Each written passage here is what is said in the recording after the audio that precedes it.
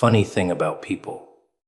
They keep asking for a sign, begging for a message, crying out into the dark for some kind of answer.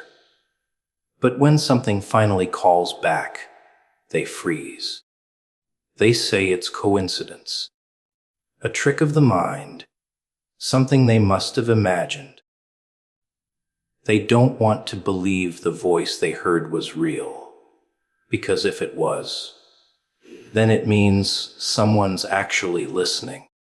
And that thought scares them more than silence ever did. Maybe that whisper, that shiver down your spine, that feeling you can't explain. It wasn't your imagination. Maybe something louder than the world itself just called your name, and you're too afraid to admit you heard it. The call you ignore today becomes the silence you regret tomorrow. That's how it always goes. People hear something, feel something, and they brush it off. They say it's just a thought, just a coincidence, just their imagination.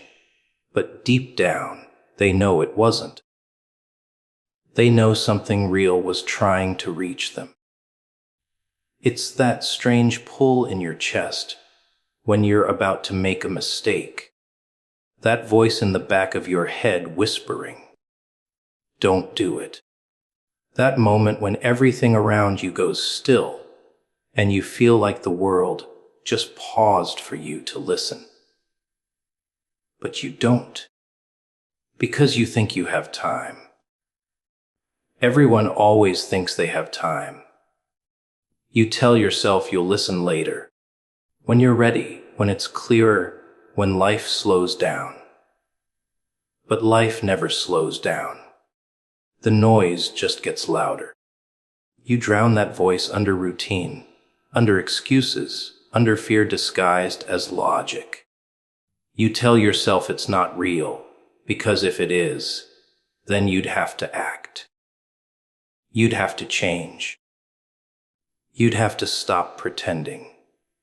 You don't know what you already know. That's why people ignore the call. It's not because they don't hear it. It's because they do. And they're terrified of what it's asking them to become.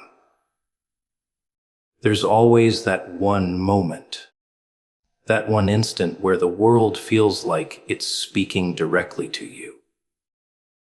You see something, hear something, feel something so strong it shakes you to the core. You can't explain it, but you know it means something. That's the moment that separates the dreamers from the believers, the wanderers from the awakened. Because some will stop and listen, and others will run from it. They'll call it random, they'll laugh it off. They'll say it's nothing. But nothing doesn't echo in your soul like that. Nothing doesn't keep you awake at night. The truth is, the universe doesn't scream. It starts with whispers. It gives you gentle reminders, small nudges, moments that feel too aligned to be coincidence. It's patient at first, waiting for you to notice, but patience fades. The longer you ignore it, the quieter it gets. Not because it's gone, but because you've trained yourself not to hear it. And one day, it stops. That's when the silence hits. The silence that feels heavier than noise. The kind that makes you wish you'd listened when it was still whispering. People mistake silence for peace, but it's not. Sometimes silence is judgment. It's the world saying, "You had your chance." You keep asking for signs, for direction, for purpose. But what's the point of sending another message when you didn't answer the first one? That's how life works. The door doesn't stay open forever. You can only walk past your calling so many times before it closes behind you. And when it does, you'll look back and call it fate. You'll say, "It wasn't meant for me," when really, it was. You just didn't pick up the call. It's strange how people ignore what matters most because it doesn't fit their timing. They think they're waiting for the right moment. But the right moment doesn't exist. The call never comes when you're ready. It comes when you're meant to move. It interrupts your plans, breaks your patterns, shakes your comfort. That's how you know it's real. Because truth doesn't wait for convenience. It breaks in uninvited and demands to be heard. But people cling to comfort like it's safety, not realizing comfort is the cage that keeps them from becoming who they're supposed to be. The call isn't always gentle. Sometimes it comes through pain, through loss, through that one thing you swore would never happen. Because nothing wakes a person up like heartbreak. Nothing sharpens the ears like suffering. When life wants your attention, it doesn't whisper sweetly. It screams through chaos. But even then, people find a way to justify it. They call it bad luck, bad timing, misfortune. They never stop to ask what it's trying to teach them. They'd rather curse the pain than listen to what it's saying. But silence, that's different. Silence doesn't teach. It reminds. It reminds you of all the moments you ignored, all the chances you wasted, all the voices you silenced out of fear. And that's the kind of regret that doesn't fade. You can escape noise, but not silence. Because silence follows you. It waits in the quiet moments when the world stops spinning, and you finally have to face yourself. That's when the memory of what you ignored comes back to haunt you. People think regret comes from failure, but it doesn't. It comes from hesitation, from knowing you were called to something more, and choosing not to answer. You don't regret falling. You regret never jumping. You don't regret trying. You regret waiting. That's the irony of it all. You keep asking for guidance while standing next to the echo of the voice you ignored. You keep saying you're lost when the map was in your hands all along. The call doesn't vanish. It waits until you stop pretending you can't hear it. But if you keep ignoring it, it doesn't stay forever. It moves on, because even destiny gets tired of waiting for someone who won't listen. Faith isn't quiet. It demands your attention. People like to think faith is soft, peaceful, calm. Something gentle they can hold when the world gets loud. But that's not faith. That's comfort. Real faith doesn't whisper sweet words in the dark. It shakes you awake. It doesn't stroke your ego. It tears it apart. Faith isn't a lullaby. It's a scream from somewhere deep inside you saying, "Ev, get up." It's not polite. It's not patient. It's not subtle. It's fire. It burns away everything fake until only the truth is left standing. Everyone says they want faith, but what they really want is assurance. They want guarantees, results, proof. They call that faith. But it's just control wearing a different mask. Faith isn't knowing. It's trusting when everything looks impossible. It's stepping forward when the ground isn't even there yet. That's why so few people have it.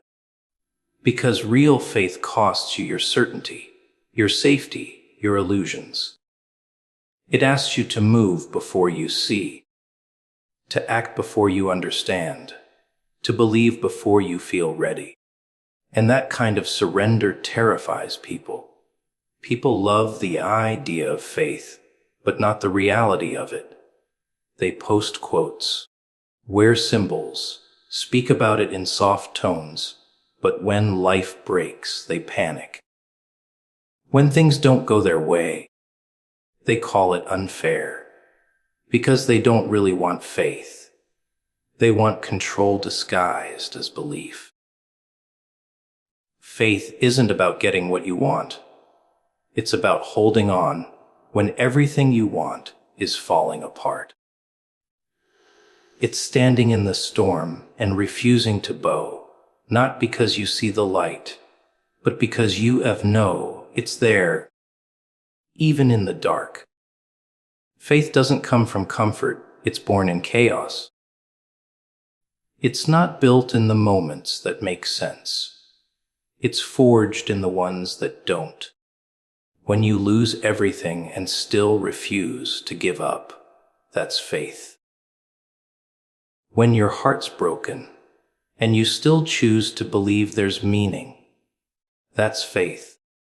When the world laughs at you and you keep going anyway, that's faith. It's messy, it's painful, it's raw. It doesn't ask for your perfection, it asks for your persistence. People confuse silence with absence. When they don't get what they prayed for, they think no one's listening. They think faith failed them. But faith isn't about getting a response.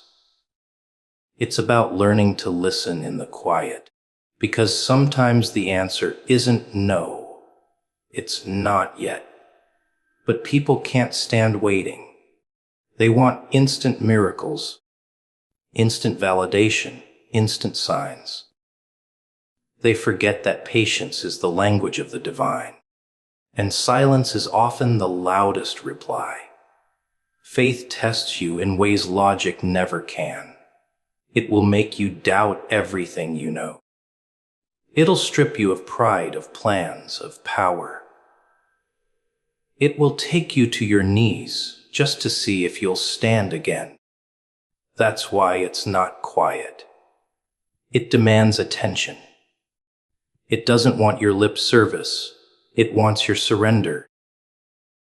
It wants you to stop pretending you're in control and start trusting the unseen.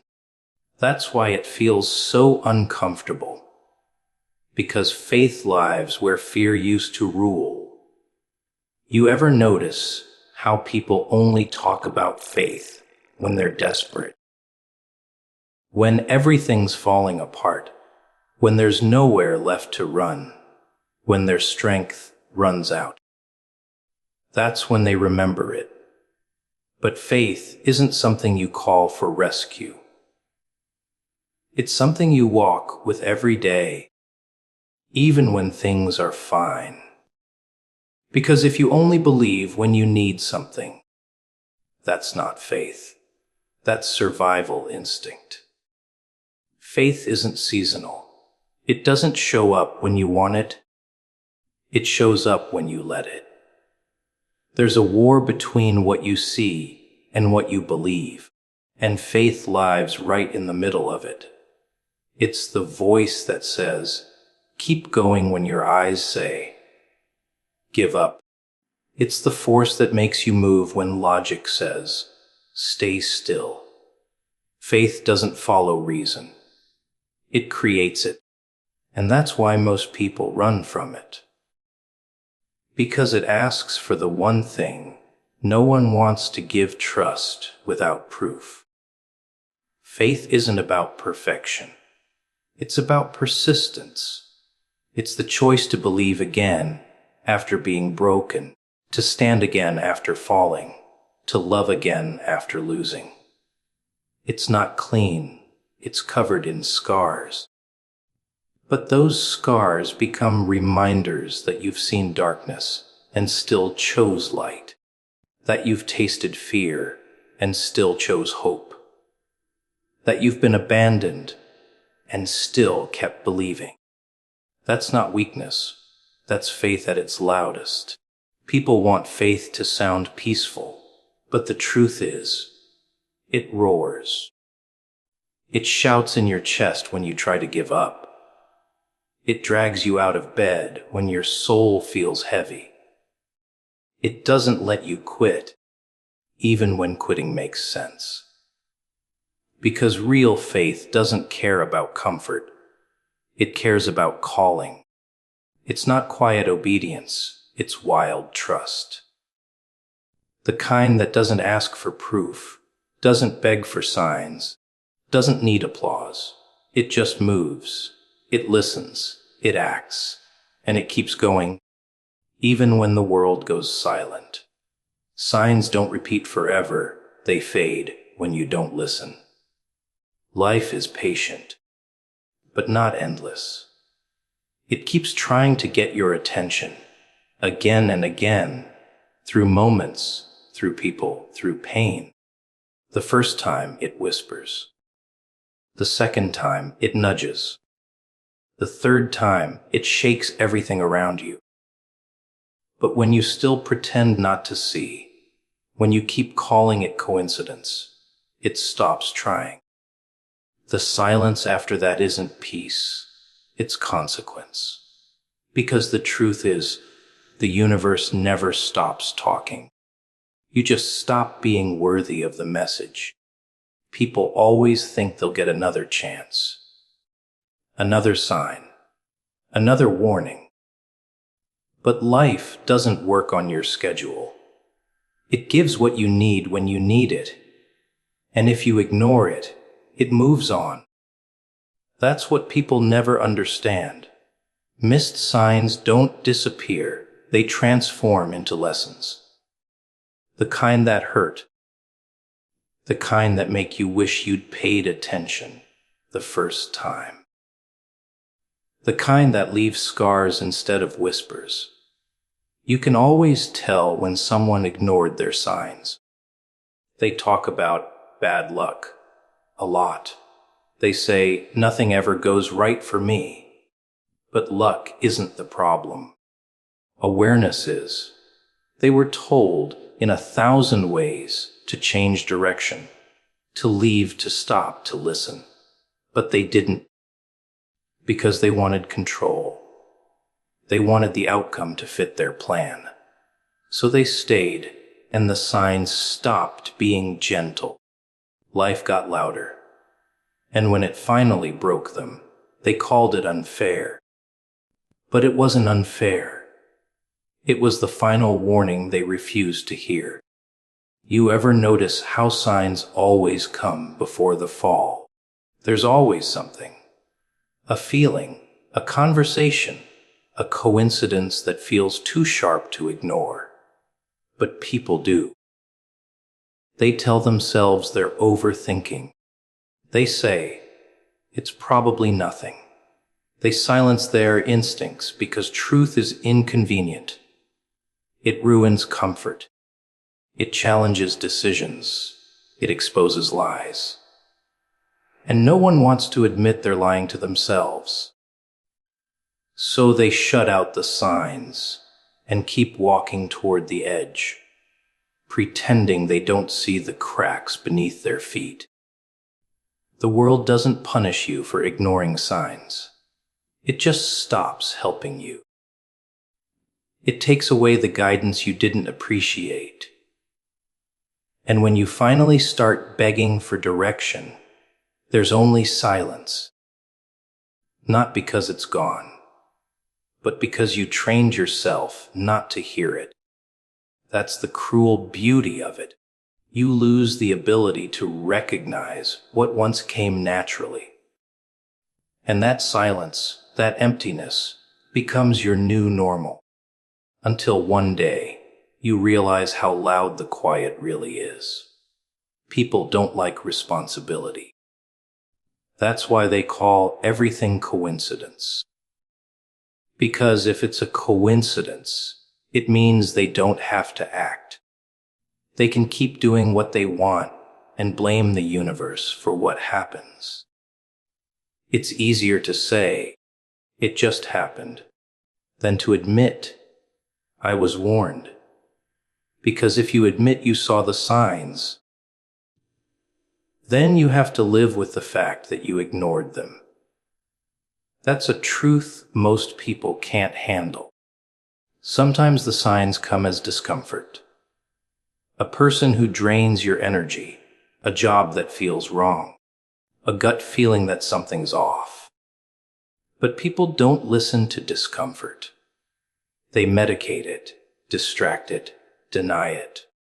They say, "I'll be fine," and force themselves to stay in situations that are already burning. And then they act surprised when everything collapses.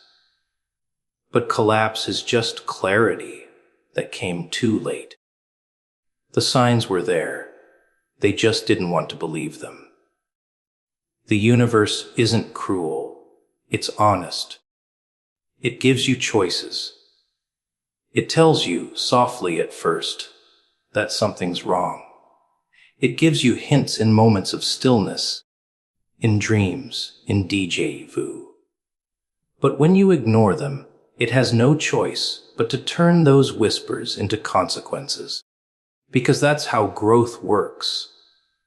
If you won't move willingly, life moves you by force. That's why the same lessons keep repeating until you finally learn them. They're not punishment. They're mercy disguised as pain. There's a moment, always, right before things fall apart, when you can feel it. The energy shifts. The air feels heavier. Something in you whispers, "This isn't right." That's the moment people bury deepest. They know what's coming, but they don't want to admit it. Because admitting it means taking responsibility. It means change. It means leaving something behind. So they stay. And the signs, tired of being ignored, disappear. Until one day, they wake up and wonder when everything started going wrong. The truth is, it didn't start. It ended when they stopped listening. Signs are like light in the dark. They guide. They reveal, they protect. But light isn't permanent. If you don't follow it, it fades. And when it fades, you're left wandering in the same darkness you swore you'd never return to. That's the tragedy of ignorance. The signs weren't meant to last forever.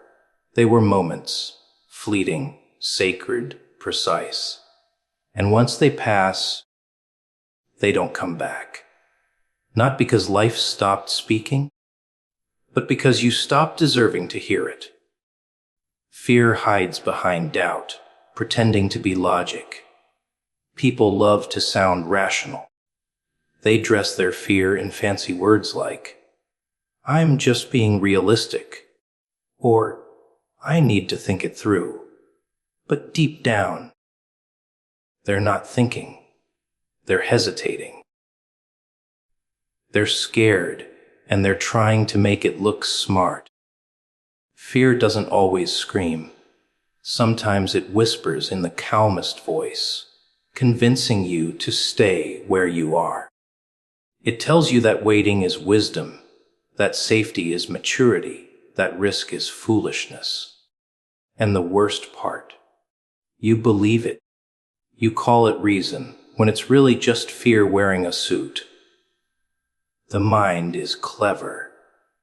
It doesn't like being called afraid, so it hides behind explanations, plans, overthinking. It'll make you analyze every little detail until your courage dies of exhaustion. You'll call it being careful. You'll say you're just preparing, but you're not preparing. You're avoiding. Because preparation feels responsible, while fear feels weak. That's how fear wins. It convinces you that hesitation is intelligence. It gives you 1,000 reasons to stay still and calls it common sense. You see, doubt isn't the enemy. It's the disguise. Fear uses it as camouflage. It doesn't want you to recognize it, because once you do, it loses power. So it hides behind questions. What if it doesn't work? What if you fail? What if they laugh? What if you lose everything? And it sounds so convincing, doesn't it? Because fear always uses truth as bait. Yes, you could fail. Yes, people could laugh. Yes, you could lose. But so what? The question fear never lets you ask is, what if you win? People confuse logic with safety. They think being careful means being smart. But the truth is, logic without courage is just fear pretending to be wisdom.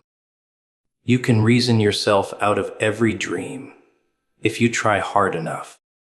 You can convince yourself to stay in a life you hate just because it's familiar. And you'll call it logic. You'll say, I'm just being practical. But practicality has killed more dreams than failure ever did. Fear doesn't need to stop you with force. It just needs to delay you. It knows time will do the rest. Every day you hesitate, your passion fades a little more. Every excuse becomes easier to believe. You start saying, maybe later, maybe next time, until one day there's no next time left. That's how fear wins, quietly, slowly, politely. It doesn't drag you down screaming. It lets you settle. It lets you smile and tell everyone you're fine while you die inside, piece by piece. You ever notice how the scariest people aren't the ones who failed, but the ones who never tried? They carry that look. The one that says they've been haunted by what ifs their whole life. Fear told them not to risk it, and they listened. They chose comfort over courage, and now they live with quiet regret, because regret is fear's reward. That's what you get for listening too long. A safe life, sure, but not a full one. Fear's favorite trick is logic. It'll make your reasons sound noble. It'll tell you you're being smart by waiting, that timing matters, that conditions aren't right yet. It's patient. It'll wait with you forever. And it's polite enough to let you think it's your decision. That's the brilliance of fear. It doesn't need chains. It just needs your agreement. People worship control. They think if they analyze everything, they'll avoid pain. But the truth is, no amount of logic can protect you from life. Pain comes anyway. Loss comes anyway. Change comes whether you like it or not. So why let fear decide what you do? Why let something that's scared of the unknown be your guide? Logic should serve courage, not replace it. The smartest decisions often look insane at first. But that's because fear doesn't understand vision. It only understands safety. The saddest part is how good fear is at sounding like reason. It'll even borrow your voice. You'll start saying things like, I'm not ready. It's not the right time. I just need more clarity.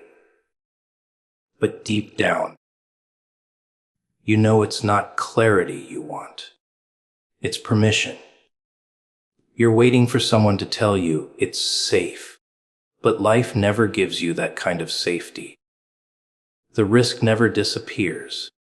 You either jump or you stand there forever convincing yourself that you will. someday. Fear doesn't always look like trembling or panic. Sometimes it looks calm, polite, and rational. It wears a smile. It sounds like a friend giving advice. But listen closely. The tone never changes. It always ends with don't. Don't try. Don't change. Don't speak. Don't move. Fear never says go. It never says believe. It never says act. And if you let it talk long enough, it becomes your voice. You start doubting every instinct, every dream, every spark, until there's nothing left but logic. And logic doesn't build anything. It only maintains what already exists. Fear hides behind doubt because doubt looks intelligent. But intelligence without action is paralysis. You can be the smartest person in the room and still lose to the one who simply tried. Because logic may calculate possibilities, but courage creates them. Fear knows that. That's why it hides. Because once you see it for what it is, it has nowhere left to run. When destiny speaks, hesitation is disobedience. Most people think destiny knocks politely, gives you time to prepare, maybe even leaves a note. It doesn't. It shows up unannounced, in the middle of your ordinary life, and dares you to move. It doesn't wait for your approval or your comfort. It doesn't care if you're ready. It calls your name and expects you to answer. But people hesitate. They think too much, question too long, and the moment passes. Destiny doesn't shout twice. It speaks once.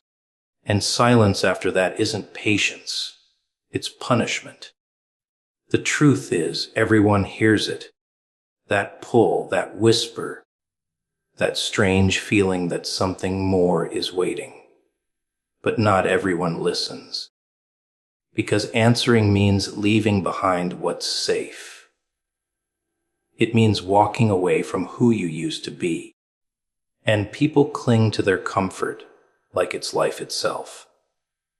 They tell themselves they need more time, more signs, more confidence.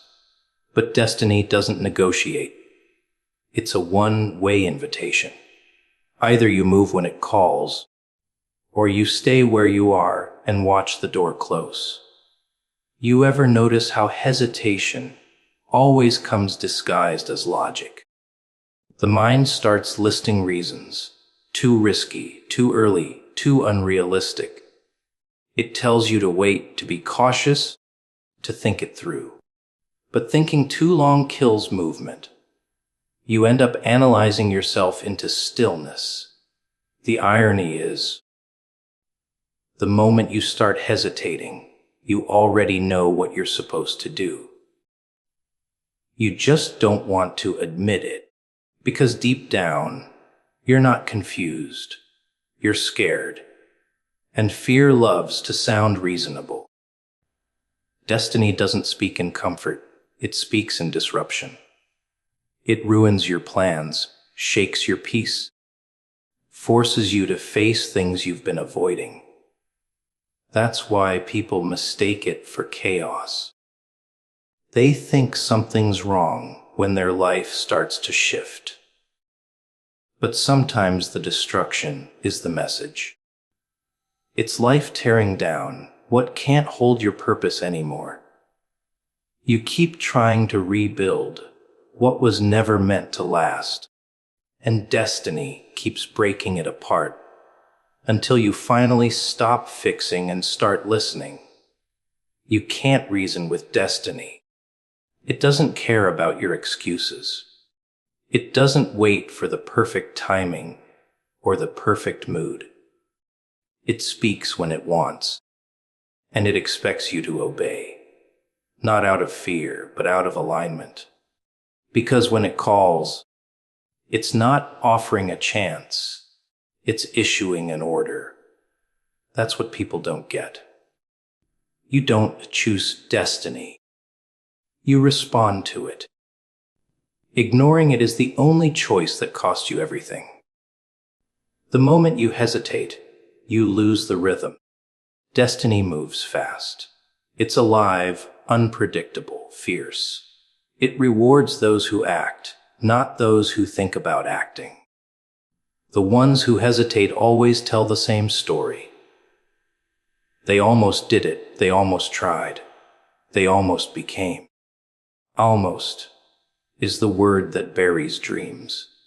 It's the graveyard of potential, and hesitation is the shovel. People wait for certainty before moving. They want guarantees, assurances, signs that everything will work out. But destiny doesn't give guarantees. It gives direction. You don't get to see the full map. You just get the next step. And that's the test. Whether you'll trust the voice when the path isn't clear. Whether you'll move without proof. Whether you'll leap before you see the ground. That's where most people fail. They want control, but destiny demands surrender. Hesitation feels harmless. You tell yourself you're just being careful, that you'll do it later, that the moment will come back. But destiny isn't patient. It finds someone else, someone braver, hungrier, reckless enough to say yes without thinking. And then you watch them live the life you were meant to have. You see your reflection in someone else's success and realize the only difference was obedience. You hesitated. They didn't. Destiny doesn't shout forever. The first call is loud. The second is softer. The third is silence. Not because it's gone, but because you taught yourself to tune it out. Every time you say, "not yet," the voice fades a little more, until one day it's gone, and you convince yourself it was never real. You call it fantasy, bad timing, coincidence. But deep down, you know it was you. You didn't move when the world was ready to open for you. Hesitation is a betrayal, not of fate, but of yourself, because destiny is already inside you, waiting to be obeyed. It's not some voice in the clouds.